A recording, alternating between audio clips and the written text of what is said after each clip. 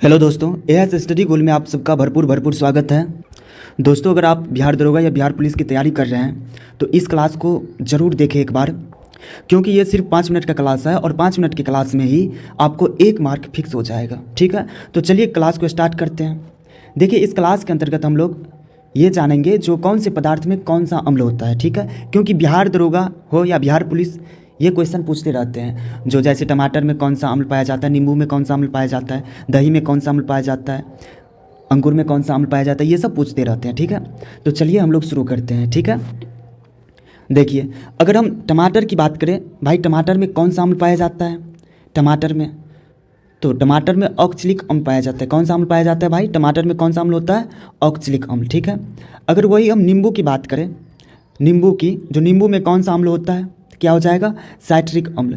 नींबू में जो अम्ल होता है वो साइट्रिक अम्ल पाया जाता है। ठीक है, वही हम घास की बात करें, जो भाई घास में कौन सा अम्ल पाया जाता है, तो घास की बात करें तो घास में बेंजोइक अम्ल पाया जाता है। घास में कौन सा अम्ल पाया जाता है?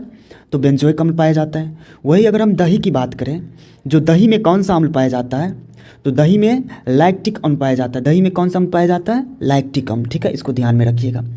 उसके बाद अगर सिरका की बात करें, जो भाई सिरका में कौन सा अम्ल पाया जाता है, तो क्या हो जाएगा? एसेटिक अम्ल।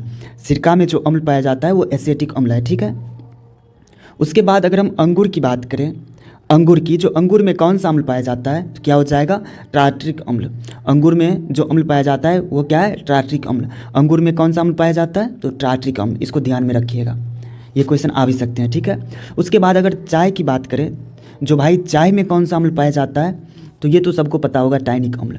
चाय में टैनिक अम्ल पाया जाता है। ठीक है, देखिए, टमाटर में ऑक्सैलिक अम्ल पाया जाता है, नींबू में साइट्रिक अम्ल पाया जाता है, घास में बेंजोइक अम्ल पाया जाता है, दही में लैक्टिक अम्ल पाया जाता है, सिरका में एसिटिक अम्ल पाया जाता है, अंगूर में टार्ट्रिक अम्ल पाया जाता है, चाय में टैनिक अम्ल पाया जाता है। ठीक है, उसके बाद अगर हम सेब की बात करें, जो सेब में कौन सा अम्ल पाया जाता है, तो क्या हो जाएगा? माइलिक अम्ल। सेब में भैया माइलिक अम्ल पाया जाता है, माइलिक अम्ल। ठीक है, उसके बाद अगर इमली की बात करें, तो इमली में टार्ट्रिक अम्ल पाया जाता है। इमली में कौन सा अम्ल पाया जाता है? तो टार्ट्रिक अम्ल पाया जाता है। ठीक है, उसके बाद अगर सरसों की बात करेंगे, तो सरसों में इरोसिक अम्ल पाया जाता है, इरोसिक अम्ल। सरसों में कौन सा अम्ल पाया जाता है? तो इरोसिक अम्ल पाया जाता है। ठीक है, उसके बाद अगर हम अमरूद की बात करें, तो अमरूद में एस्कार्बिक अम्ल पाया जाता है, एस्कार्बिक अम्ल। अमरूद में कौन सा अम्ल पाया जाता है भाई? तो एस्कार्बिक अम्ल पाया जाता है, एस्कार्बिक अम्ल। ठीक है, उसके बाद अगर नारियल की बात करें, तो नारियल में जो है लॉरिक अम्ल पाया जाता है, लॉरिक अम्ल। नारियल में कौन सा अम्ल पाया जाता है? तो लॉरिक अम्ल। ठीक है, इसको ध्यान में रखिएगा। उसके बाद अगर पालक की बात करें, तो पालक में ऑक्सालिक अम्ल पाया जाता है, ऑक्सालिक अम्ल। ठीक है, पालक में कौन सा अम्ल पाया जाता है भाई? तो ऑक्सालिक अम्ल। ठीक है, इसको ध्यान में रखिएगा। उसके बाद अगर हम सोडा वाटर की बात करें, सोडा वाटर की, तो सोडा वाटर में कार्बनिक अम्ल पाया जाता है, कार्बनिक अम्ल। सोडा वाटर में कौन सा अम्ल पाया जाता है भाई? तो कार्बनिक अम्ल पाया जाता है, कार्बनिक अम्ल।